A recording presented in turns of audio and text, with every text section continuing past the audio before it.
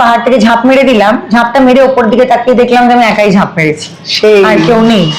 তো আমি যেহেতু এরকম ঝাঁপ অনেকবার মেরেছি বিভিন্ন ওকেশনে, তো সেই জন্য আমি এখন আর ওই পাহাড় অব্দি আমি যেতেই চাই না, আমি একদম প্লেন ল্যান্ডে থাকবো। 25 বছর ধরে ইন্ডাস্ট্রিতে আমি কোনো হেল্প পাইনি, কোনো অসুবিধে হলে জিরো হেল্প। আমি অবভিয়াসলি জানি যে নেক্সট 25 বছর যদি আমি কাজ করতে পারি, I will still get zero help. Definitely অনির্বাণের হয়ে লড়াই করছে, কারণ দেব ক্যান অ্যাফোর্ড ইট। দেব নিজে মানে প্রযোজক, দেবের সেই ক্ষমতা আছে, দেবের সেই ফাইন্যান্সিয়াল মানে সাপোর্টটা আছে যে ও অনেক কিছু বলতে পারে, অনেক কিছু করতে পারে। আমার সেটা নেই, আমার সেই ক্ষমতাও নেই, আমার সেই পয়সাও নেই, আমার সেই লোকবলও নেই। অনেকদিন আগে লজ্জা ঘেন্না ভয় বর্জন করেছি আমার জীবন থেকে, অভিনেত্রী হয়ে আরোই করেছি। আমার সম্বন্ধে প্লিজ সেলিব্রিটি এই শব্দটা ইউজ করিস না, আমার মনে হয় এটা একটা গালাগালে পরিণত হয়েছে। আমার তো মনে হয় এটা গালাগাল, আমার অসহ্য অতিষ্ঠ লাগে। এরকম সময় তো নিশ্চয়ই গেছে জীবনে, 1 বছর কোনো কাজ করিনি, কারণ এই লবি বলছে ওকে নিয়ে কাজ করব না, সেই লবি বলছে ওকে নিয়ে কাজ করব না। মানে এরও ভালো খাতায় আমার নাম নেই, ওরও ভালো খাতায় আমার নাম নেই। আমার বাবা তখন আমাকে একটাই কথা বলতো যে দাঁত কামড়ে পড়ে থাক। এরকম চূড়ান্ত লেভেলে মানুষের হ্যারাস করার চেষ্টা করলো, যে নগ্ন ছবিতে মর্ফ করে আমার ছবি বসানো হলো, আমাদের ডেথ থ্রেট দেওয়া হলো। মানে যারা অভিনয় করেছিল, খরাজদা, রজদা বোদা, পরম, কেউ একটা কথাও বলেনি। তো এখন একটা মেয়ের সম্বন্ধে এটা বলা হয়েছে, এটা নিয়ে সবাই খুব মানে গর্জন করছে, বলছে যে না অন্য কারোর সঙ্গে হলেও আমি এগিয়ে আসবো। তো আমি কি মেয়ে ছিলাম না, আমি কি ছিলাম?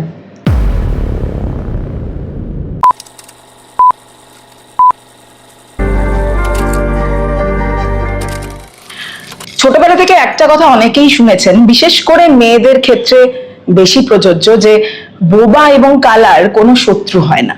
কিন্তু এখন যে সময়টা এসেছে, সেখানে বোবাও হবেন না, কালাও হবেন না, সব শুনুন এবং বলুন, এবং প্রয়োজনে হাত পা যা যা চালাতে হয় তাই চালান, যেটা ইতিমধ্যেই দেখে ফেলেছেন কালীপটকার ট্রেলারে। এবং আমাদের সঙ্গে রয়েছেন, কালীপটকা বলবো না আরো বড় বড় কিছু বলবো, সেটাই নিয়ে প্রশ্ন। কিন্তু অভিরূপ এটা ভুল করে ফেলেছে স্বস্তিকা। কেন? কালীপটকা নাম দিল, বোম নাম হওয়া উচিত ছিল। না, কালীপটকার মধ্যে একটা ব্যাপার আছে, মানে বোঝা যায় না কতটা ফাটবে। তো একটা আনপ্রেডিক্টেবিলিটি আছে, যেটা আমাদের শো এর জন্য প্রযোজ্য। একদম, মানে তোমাদের প্রত্যেকেই বোধহয়, বিশেষ করে তুমি তো এখানে একজন মা, সে মা সুলভ, সবসময় মাদের আমরা যেরকম দেখে এসেছি, কিন্তু কখন যে হাতে ছুরিটা নিতে পারে বা এইভাবে কোপাতে পারে মানুষকে, সেটাই বোধহয় ভাবা যাচ্ছে না। কিন্তু মায়েরা মা সুলভ হলেও মানে এখন তো অবভিয়াসলি সময় পাল্টে গেছে, যুগ বদলেছে, এখন বাবা মারাও মারতে পারে না সন্তানদের, স্কুলেও স্কেলের বাড়ি খায় না কেউ। আমাদের মানে এখনকার ছেলে মেয়েদের জীবন থেকে মারটা উড়ে গেছে। কিন্তু আমাদের ছোটবেলায় আমরা তো প্রচুর মার খেয়েছি বাড়িতে, এবং আমাদের মায়েরা কি হাতা খুন্তি দিয়ে আমাদেরকে মারতো না? অফকোর্স মারতো, আমি তো খেয়েছি। খুন্তির বাড়ি, হাতার বাড়ি, হাতের সামনে যাই পাওয়া যায় সেটার বাড়ি। সো এখানেও মানে আমি মা, শ্রুতি মা, শ্রেয়া মা, একমাত্র Himika is without family and baggage.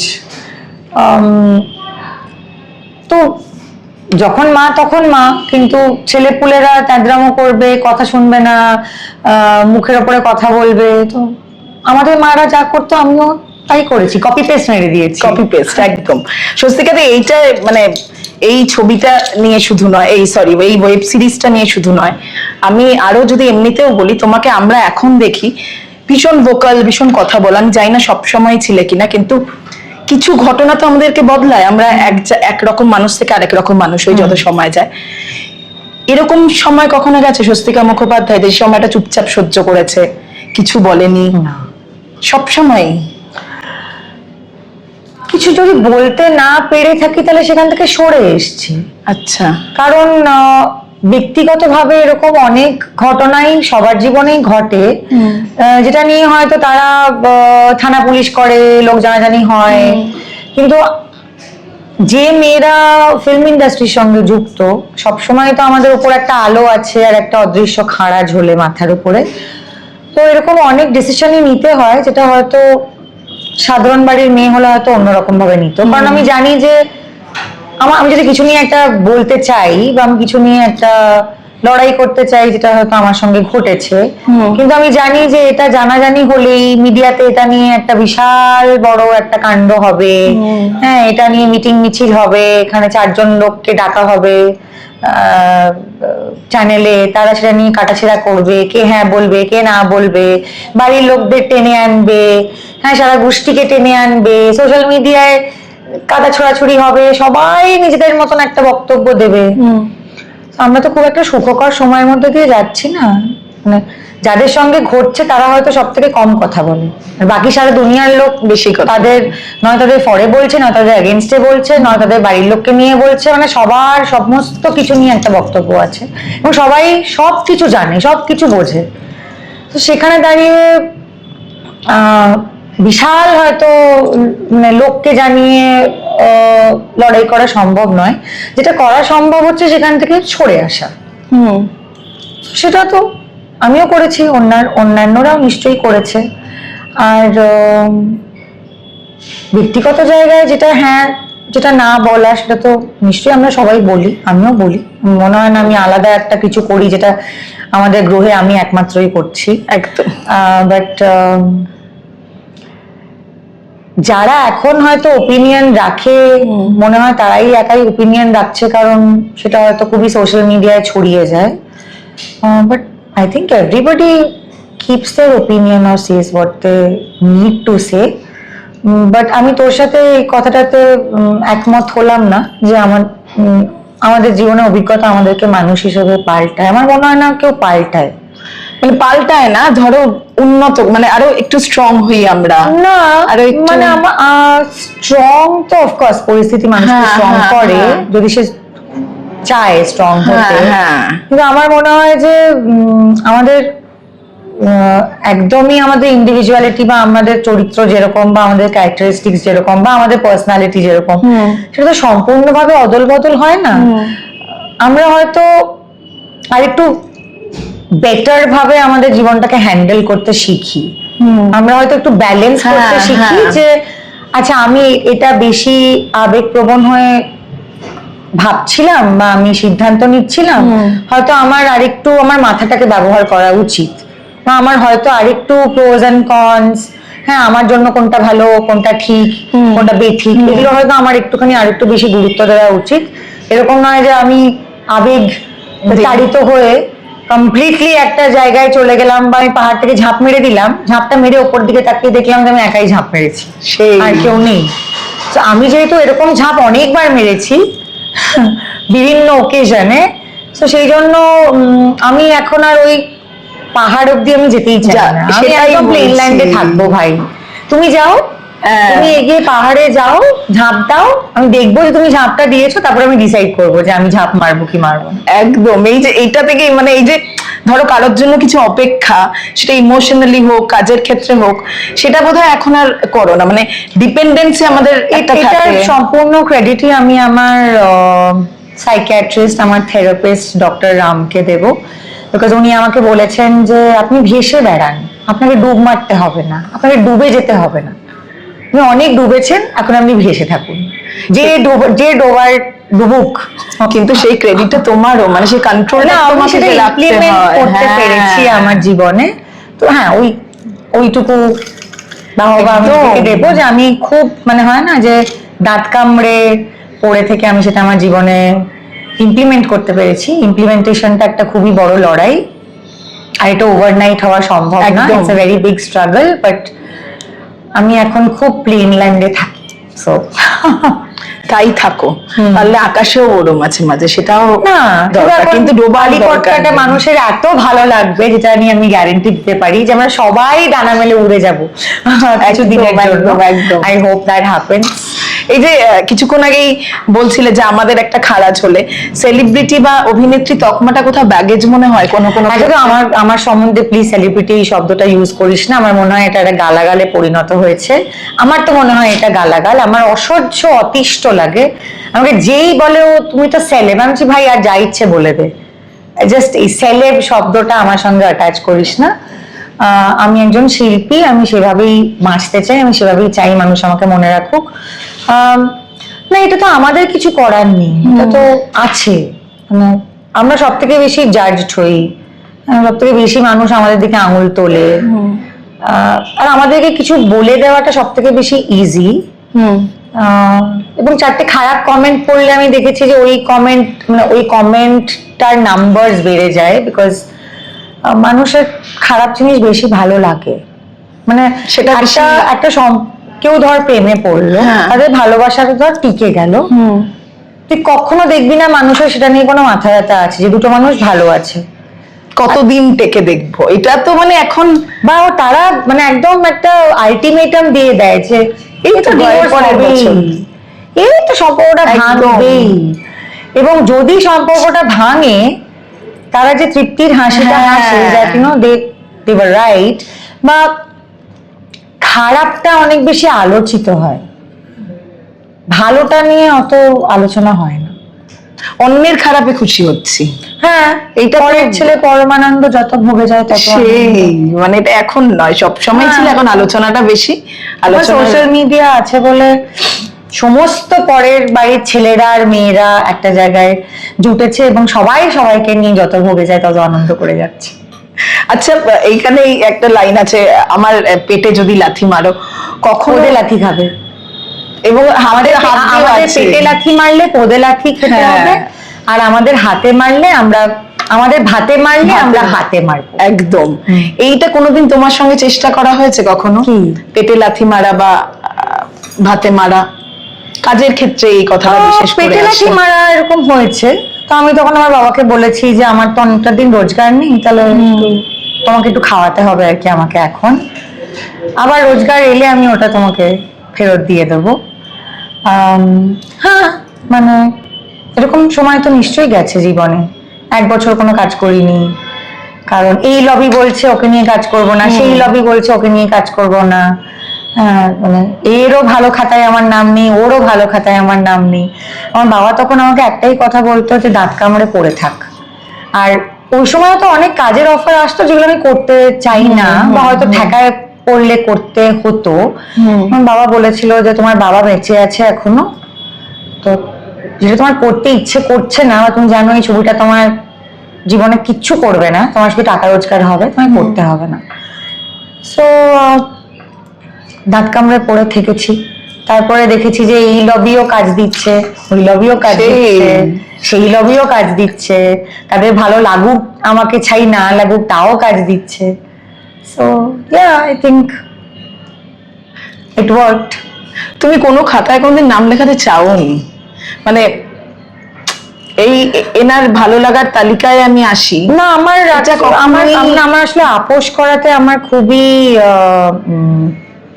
অসুবিধে হয়। আমার যদি ইচ্ছে হয় আমি করব, আমার যদি ভালো লাগে আমি করব, বাট তুমি ওই খুঁড়োর কলের মতন মুখের সামনে আমার বিস্কুট ঝোলাবে, আর আমার ইচ্ছে না করলেও আমি সেই কাজটা করতে আমাকে হবে, মানে এটা তো আপোষই। সেটা আমার একদমই কোনো কালেই আমার ওটা পোষায়নি। আর আপোষ মানে সবসময় যে কারোর সঙ্গে গিয়ে শুয়ে পড়তে হবে, শুধু সেই আপোষটা তো আপোষ একদম ভাবনা চিন্তা। হ্যাঁ, মানে আমার তোমাকে একদমই পছন্দ নয়, কিন্তু তোমার কাজটা আমি করছি, সেটাও একটা আপোষ। হ্যাঁ, তোমার সঙ্গে গিয়ে কফি খেতে হচ্ছে, সেটাও একটা আপোষ। সব আপোষ তো বিছানায় শুরু আর শেষ হয় না, জীবনে আরো অনেক রকম আপোষ আমাদের মানে করার কথা ওঠে, বা অনেক অপশন থাকে। এই আপোষটা করলে হয়তো আরেকটু বেটার কিছু হবে, ওই আপোষটা করলে আরেকটু বেশি টাকা রোজগার হবে, সেই আপোষটা করলে আমি আরো 4টে কাজ পাবো, হ্যাঁ, এই আপোষটা করলে এই আমাকে 3টে ব্যাগ কিনে দেবে। নানান রকম আপোষ আমাদের জীবনে সর্বত্র অ্যাভেলেবল আছে। আমার ওই আপোষগুলো আমার কোনোদিনই পোষায়নি। আর আমার যদি ইচ্ছে করে আমি তোমার সঙ্গে গিয়ে চা খাবো, কফি খাবো, ওয়াইন খাবো, ওল্ড ফ্যাশন খাবো। হ্যাঁ, বাট আমার যদি ইচ্ছে না করে আর আমার যদি ভালো না লাগে, তুমি যেই হও না কেন, it is impossible for me to go and do it. এখন তো একদমই ছোট বয়সেই করিনি এগুলো, সেজন্য এখন দরজাই বন্ধ। এখন লোকেরা বুঝতে পারে যে তাদেরকে আমার পছন্দ নয়, তো তারা বলেও না তাদের সঙ্গে চা কফি খেতে যাওয়ার জন্য। তো সেটা একটা হয়ে গেছে। ছোটবেলায় বোধহয় প্রচুর প্রস্তাব এসেছে চা কফি, সেটা এখনো আসে, প্রস্তাবের ধরনটা হয়তো পাল্টেছে। সবসময় যে সেগুলো খুবই সেক্সুয়ালি ড্রিভেন প্রস্তাব ছিল তা নয়, বাট হ্যাঁ। আর আমি বেশিরভাগ সময় আমাকে যখন মানুষ বলেছে, এখনো যদি আমাকে কেউ বলে এরকম যে can we go out for a coffee, তো আমি বলি আমি কফি খাই না, I can go out and have a drink. তাতে কি রিঅ্যাকশনটা একটু বলো তো, অনেকেই তো একটু না, ওটা হয়তো ভাবে না যে, তারা হয়তো অতটা সাহস দেখিয়ে বলতে পারে না। I said I'm not a coffee person, I can go and have a drink, so let me know, we'll go. একদম। তুমি একটু আগে যেটা বলছিলে যে গালাগালি দিয়ে হেভি খুশি, হেভি আনন্দ পেয়েছো, সেখান থেকে মানে এটা আমিও পাই, আমরাও পাই কিছু জায়গায় ফ্রাস্ট্রেশন বের করতে, মানে আনন্দ পাই। খুব অল্প কথায় মনের ভাব প্রকাশ করে দেওয়া যায়, যেটা একটা বিশাল বড় 5-10 নম্বরের উত্তর দেওয়ার দরকার নেই, অত মাথাও খাটাতে হবে না। ছোট্ট করে, খুব ছোট্ট করে অপর দিকে যে দাঁড়িয়ে আছে সেও বুঝতে পারে, শর্টে মেরে নেওয়া যায় পুরো বিষয়টা, অ্যাবসলিউটলি টু দ্য পয়েন্ট। তো আমার তো ব্যক্তিগতভাবে আমার খুবই ভালো লাগে এবং আমার এত লিবারেটিং লেগেছে যে উফ, সবাই আমরা মানে শুধু যে আমি তা নয়, আমাদের সেটে সবাই এনজয় করতো, যে 4টে মেয়ে একদম ধুয়ে দিচ্ছে। সত্যি এটা যদি হতো, এবং এটাই আমি ওখানেও বলছিলাম, তুমি তখন আসোনি, যে হিরোরাই শুধু মারপিট করে, এখানে বিশেষ করে গালাগাল দিলে সবাই খুব এনজয় করে, সবাই খুব ওয়াও করে। মানে recently academy of fine arts নিয়ে আমরা দেখেছি সোশ্যাল মিডিয়ার মানুষের উন্মাদনা, এবং আমরা সবাই মিলে আমাদের পুরো কালীপটকার টিম আমরা মেট্রো করে গেছিলাম গ্লোবে দেখার জন্য, এবং ছবিটা আমরা দেখেছি। এবং আমি দেখেছি যে যতগুলো ছেলে ক্যারেক্টার বা হিরোরা, তারা যখনই গালাগাল দিচ্ছে, কিস্তি মারছে, সারা হলের লোক পাগল হয়ে সিটের উপর লাফাচ্ছে, হাততালি দিচ্ছে। সেটা তো মানুষের ভালোই লাগে, মেয়েরা দিয়েছে আরো ভালো লাগবে, আরো ভালো লাগবে। ব্যাপারটা একদম গরম, দারুণ। যাই 3টে লাইন তোমার বলছি, হ্যাঁ, যেগুলো হয়তো শুনতে হয় বিভিন্ন কমেন্টসে, এই ক্ষেত্রে ধরেই তুমি কি উত্তর দেবে শুনি। একটা যে মেয়ে হয়ে খিস্তি মারছো, কি বলবি তোর বাবাই ঠিক ঠিক, এত বড় মেয়ের মা হয়ে গেলে তাও তুমি বিকিনি পরছো, প্রেম করছো।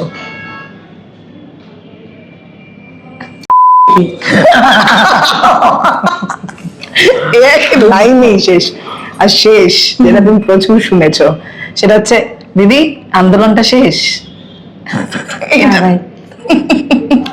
আমি নিজের মতন করে আন্দোলন করছি, আপনারাও নিজের মতন করে আন্দোলন করুন, বাড়িতে করুন, বাইরে করুন, বাসে করুন, ট্রামে করুন, রাস্তায় করুন, সিগন্যালে করুন, যে যার নিজের মতন করে আন্দোলন দীর্ঘজীবী হোক। ঠিক। আর যেখানে দেখবো যে এত সহস্র মানুষ কোনো একটা কারণে রাস্তায় নামছে, নিশ্চয়ই আমি সেই সাধারণ মানুষের মধ্যে মিশে গিয়ে আমার মতন করে চিৎকার করব, প্রতিবাদ করব, দরকার পড়লে নিশ্চয়ই করব। কিন্তু আপনারা যে যে কারণে খোঁটা মারার চেষ্টা করেন, সেটা করে তো অ্যাকচুয়ালি কোনো লাভ হয় না, বিকজ আমাদের আপনাদের কথায় ভালো কথাটা নেব, ভালো কথা গ্রহণ করব, আর করে থাকবে। এটা যে র ইন্টারভিউ হচ্ছে না প্রথমবার, এটা আমি শ্রীমার কথা বলছি, একদম এটা কালীপটকা এফেক্ট, এটা শ্রীমার কথা বলছি আমি, একদম। শ্রীমা যেটার মধ্যে স্বস্তিকা আছে, স্বস্তিকা যার মধ্যে শ্রীমা আছে, so it's a mixture of everything. Extremely বাজে কথা, আমি আগে না খুব কনসিয়াসলি কোন রকম খারাপ ভাষা সোশ্যাল মিডিয়ায় লিখতাম না। তারপরে একটা স্টেজ এলো যখন আমি স্টার দিয়ে লিখতাম। হ্যাঁ, লাস্ট 1 বছর ধরে আমি একদম পরিষ্কার ভাবে লিখেছি যে দাদা মানে এরকম করার দরকার নেই। আগে কিছুই লিখতাম না, তারপরে বোকা, তারপরে স্টার দিতাম, এখন পরিষ্কার লিখে দিই, because I feel they deserve this. সারাক্ষণ ধরে মেয়েদের যাইছে তাই বলা যাবে, একদম ভেবেই নেয় যে আমরা এত লজ্জিত হয়ে পড়বো যে আমরা উত্তর দেব না, বা পাবলিক ফিগারদের যখন যাইছে বলা যায়, বা এটা ভাবা যে আমাদের মানে আমরা কখনোই এই ভাষা প্রয়োগ করব না। মানে আমি যেরকম খুব ওপেনলি এখন অনেকবার লিখি যে নিজের পেজে গিয়ে হাগুন, না আমার পেজে কেন হাঁকতে ঠিক আসছে? ঠিক ঠিক। আমি তো টয়লেটের ব্যবসা করি না, হারপিকের ব্যবসাও করি না। নিজের পেজে হাগুন, হারপিক ঢালুন, নিজে পরিষ্কার করুন, বা করবেন না ওই জায়গাতেই হাঁকতে থাকুন। So I have realized there is no need to put filters after a point. আর অনেকটা শান্তি এতে, বলো না, আমার তো অর্ধেক জীবন বাঁচা হয়ে গেছে, অর্ধেক জীবন তো বাঁচা হয়ে গেছে না, তো আর দরকার নেই। 40 হয়ে গেলে আমার মনে হয় একদম পুরো স্ট্রেট ব্যাটে মারা উচিত। একদম। তখন আর ওই ডিক ডিক ডিক ডিক ডিক ডিক করে ওয়েট করি, দেখি টুকে টুকে টুকে রান নেবো যাতে আউট না হয়ে যাই। ভাই আউট কর যা কর, একদম পুরো স্ট্রেট ব্যাটে একদম ফাটিয়ে খেলবো, ফাটিয়ে অভিনয় করবো, ছক্কা বাউন্ডারি বাইরে যাবে, কালীপটকার মতন কন্টেন্ট করবো। and I'm very happy that I got this work and I did this work. আর প্লিজ 23শে জানুয়ারি রিলিজ করছে বাংলা জি5 এ কালীপটকা, সাবস্ক্রাইব করবেন, দেখবেন, তুইও দেখিস, একদম দেখবো, প্লিজ জানাস কেমন লাগলো। নিশ্চয়ই। আমি যতটুকুনি তোকে চিনি, ফাটিয়ে তোর মন প্রাণ খুশ হয়ে যাবে, কারণ আমরা তো ওইভাবেই আমার মনে হয় ছবির চরিত্রগুলো বা হিরোদের সঙ্গে বা হিরোইনদের সঙ্গে আমরা কেন রিলেট করতে পারি, বা তারা একটা ভিলেনকে মারলে আমাদের কেন অনেক কিছু বলতে পারি না, কারণ আমরা যেগুলো করতে পারছি না আমাদের হয়ে একজন কেউ করছে। এই তো ভাই এটাই মনে হবে যে আমি করতে পারছি না, ভাই শ্রীমা কাজলরা করে দিচ্ছে, তো ওটা থেকে একটা অদ্ভুত ভালো লাগা আর তৃপ্তি আসবে জীবনে। একদম। আপনারাও করবেন, কিন্তু শেষে দুটো প্রশ্ন করবো। একটা হচ্ছে তুমি যখন বললে 40 হয়ে গেছে, মানে স্বস্তিকা দিয়ে এটা বলতে 40 হয়ে গেল, না না 40 হয়ে গেছে, হ্যাঁ হ্যাঁ বলছি না যে বাবা 40 তো হয়ে গেল, আমি তো ভাই 40 হয়ে গেছে স্ট্রেট ব্যাটে খেলা, হ্যাঁ আমি এটা বলছি, আমার ভালো লাগলো। 40 অবধি ঠুকে ঠুকে ঠিক আছে, 40 হয়ে গেছে ভাই একদম একদম দেড় দানাদান করে মার। ঠিক। এবং শেষে অবশ্যই তুমি এই প্রশ্নটা একাধিকবার ফেস করেছো, এখানে যেহেতু আছে যে এই যে ভাতে মারার কথাটা, অনির্বাণদাকে নিয়ে এত চর্চা হচ্ছে, এবং কোন অনির্বাণ? ভট্টাচার্য। আমি তো খালি চক্রবর্তীকে নিয়ে চর্চা করি, জানি। ডার্লিং, লাভ, কিছু ক্রাশ, এবং তুমি শুধু সরাসরি বলে দাও, এটা সব একটা মানুষ ভালোবাসা, সেটা কেন বলবো না, মানে এটা নিয়ে লজ্জা পাওয়ার কি আছে? অনির্বাণদা লজ্জা পায়, তুমি কি জানো? চক্রবর্তী ও মিষ্টি, ও লজ্জা পায়। আমি তো অনেকদিন আগেই লজ্জা ঘেন্না ভয় বর্জন করেছি আমার জীবন থেকে, অভিনেত্রী হয়ে আরোই করেছি, আমার খুবই ভালো লাগে, আমি বলেছি বলবো। লজ্জা ঘৃণা ভয় তিন থাকতে নয়, একদম ট্রু। তো শেষে যেটা নিয়ে কথা হচ্ছে যে এই অনির্বাণ ভট্টাচার্য কাজ নেই, এতদিন ধরে দেওয়া হচ্ছে না। প্রথমত জিজ্ঞাসা করবো, এই যে ক্ষমা চাওয়া একটা স্কুলের মতো, এটাই খুব অবাক লাগে। মানে একজনকে ব্যান করা হচ্ছে, একজনকে মানে শাস্তি দেওয়া হচ্ছে, আবার তার জন্য ক্ষমা চাইছে কিছু জন লোক, এই জায়গাটা কি খুব অদ্ভুত লাগে মানে এই সময় দাঁড়িয়ে? মানে এটা আমার লড়াই নয় রে, এটা আমাকে আমার জীবন শিখিয়েছে, ফিল্ম ইন্ডাস্ট্রি শিখিয়েছে, নিজের লড়াই নিজে লড়ো, কারণ অন্য কেউ লড়তে আসবে না। অনির্বাণের হয়ে যদি মানুষ লড়াই করছে, then I will say he is very lucky, কারণ আমার কোনো লড়াইয়ে আমি কোনো একটা লোককেও পাশে পাইনি, আমি নিজের লড়াই নিজেই লড়েছি। কেউ ফোন করে জিজ্ঞেসও করেনি যে কোনো হেল্প লাগবে বা কিছু চাই, বা আচ্ছা কি হলো। সো এইটার সঙ্গে আমার যোগাযোগ নেই, এটার সঙ্গে আমি যুক্ত নই। সো অনির্বাণ অলসো ডিসাইডস না ও কোন ব্যাটল গুলো ফাইট করবে, ও কোন লড়াইগুলো লড়বে, সেটা ওর ডিসিশন। ও কোন লড়াইয়ে কথা বলবে বা বলবে না, সেটারও ওর একটা যুক্তি আছে, আমাদের সবার তাই আছে। তো যাদের সঙ্গে হচ্ছে এবং যারা হওয়াচ্ছে বা যারা করছে বা যারা রিসিভিং এন্ডে আছে, এটা তাদের বিষয়, এবং যারা ওর সঙ্গে থেকে ওর পাশে এটা নিয়ে কথা বলছে, মন্তব্য করছে, তারা অ্যাফোর্ড করতে পারে এটা নিয়ে মন্তব্য করা। এটা হচ্ছে সবচেয়ে বড় বিষয়। তোমাকে সে দেব ডেফিনেটলি অনির্বাণের হয়ে লড়াই করছে, কারণ দেব ক্যান অ্যাফোর্ড ইট। দেব নিজে মানে প্রযোজক, দেবের সেই ক্ষমতা আছে, সাংসদ একজন। দেবের সেই ফাইন্যান্সিয়াল মানে সাপোর্টটা আছে যে ও অনেক কিছু বলতে পারে, অনেক কিছু করতে পারে।